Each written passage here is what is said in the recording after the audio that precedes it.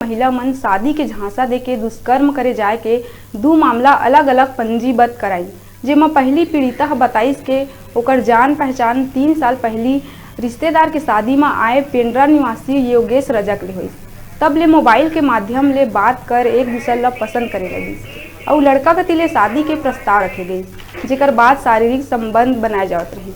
महिला संबंधी अपराध होए ले मस्तूरी पुलिस तत्काल दोनों आरोपी मन ला गौरेला पेंड्रा मरवाही और कोरिया ले गिरफ्तार कर रिमांड में न्यायालय भेज दे।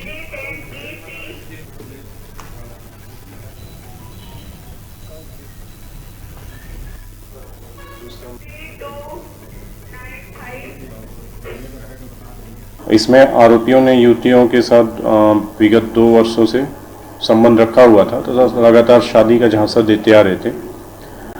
इस दौरान युवकों ने दूसरी जगह उनकी शादी लग गई थी, तो युवतियां परेशान होकर पुलिस तक आईं और महिला संबंधी अपराधों में अभी पुलिस को तत्काल कार्रवाई करने का निर्देश है। तो मस्तूरी पुलिस ने तत्काल प्रथम सूचना पत्र दर्ज किया तथा वरिष्ठ अधिकारियों को अवगत कराते हुए दोनों आरोपियों को उठाने के लिए 2 टीम उसके लिए बनाई गई।